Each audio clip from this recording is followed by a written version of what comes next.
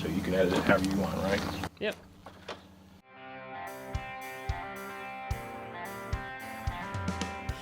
Some of the main service points, we'll start with the open station.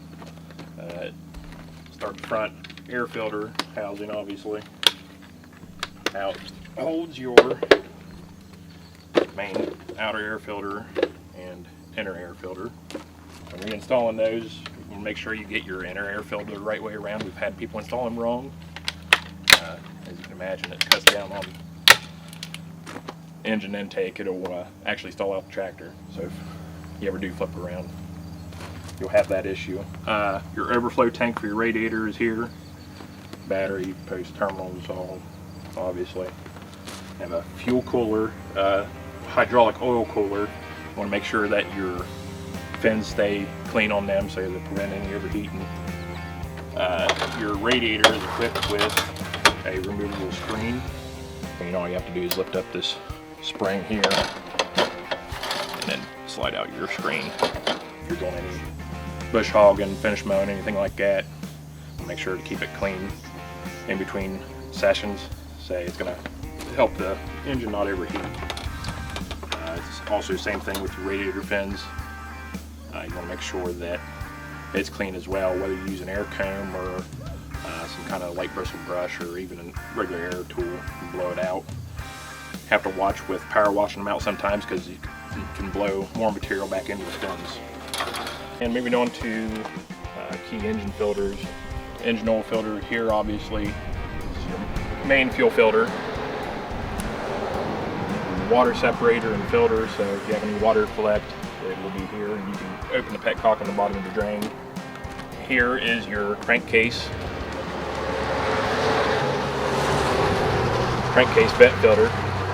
It's not required to change until 1,000 or 1,500 hours, so it's a pretty long service item. But the bottom, take the drain hose off the bottom, unscrew the bottom, and your filter goes in there. Back on this side of the engine, your engine oil dipstick is located down here just above the frame rail. Grade over, so it kind of blends in. Also on this side, your hydrostat filter is up underneath your stat plate here, so that'll be changed.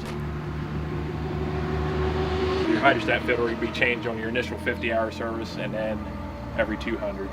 And on this side, your second transmission filter, which is your suction filter for your main hydraulic system, goes to your hydraulic pump. It's basically just for your hydraulic side of things. Your hydrostat filter on the opposite side is strictly for the oil that is in the hydrostat driving the transmission. And on the back of the tractor, your transmission and hydraulic oil fill is in the top of the 3-point section. Your sight glass is down here, which is how you check your level. There should be a slight bubble at the top. The only grease points on the back of the tractor are the top link, which has one on each end, and your adjustable lift link on your right hand side lift arm. Grease fittings that are on the front of the tractor are on each knuckle on both sides, and the center pivot of the front end will be a grease fitting on one cap on one side, and the other on the back side of the front end, the grease fitting will be on the opposite side. And on the cab unit, a lot of your filters are in the same locations. Your air filter's the same. With the cab unit, you now have an extra screen to clean for your AC condenser though, which it just hangs on hooks in here underneath. It pulls out, so obviously keep it clean and keep your fins clean on your AC condenser to keep it working optimally. Your overflow tank is now moved up top. Your oil, fuel filters are all in the same location. And your dipstick is actually on your filter side on the cab unit because they use the tube on the other side for an oil return. Your crankcase vent filter is now located here, which would involve removing your intake line to get to, but like I said, it's kind of a longer hour service item, so you're not into it all the time.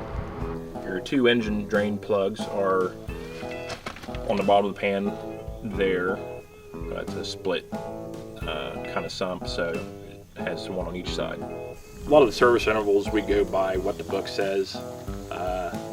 Ones we like to cut short a lot of times are the engine oil services that say to go 500 hours, because on some of these machines that's a lot of runtime and a lot of hard use.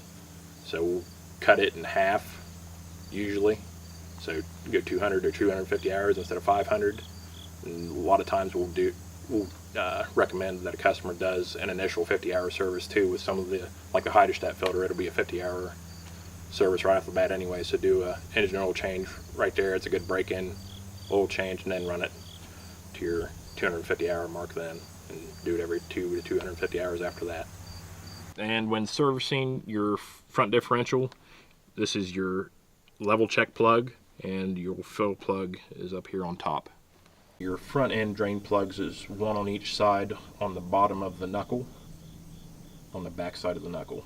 And your main transmission case drain is located right in the center of the tractor.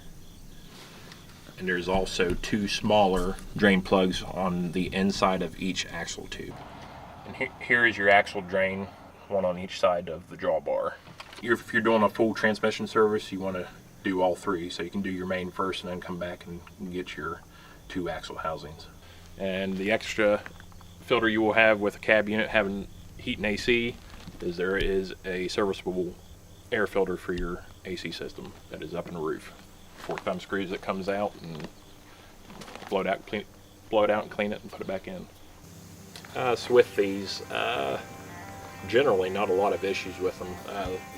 Hydrostats in these have been around for a long time. They're kind of an adaptation of the older hydrostats that were in the Grand L series tractors. They're very reliable. Probably the biggest thing with these tractors, any of these tractors, you won't have so much problem with these because they're not used for mowing all the time.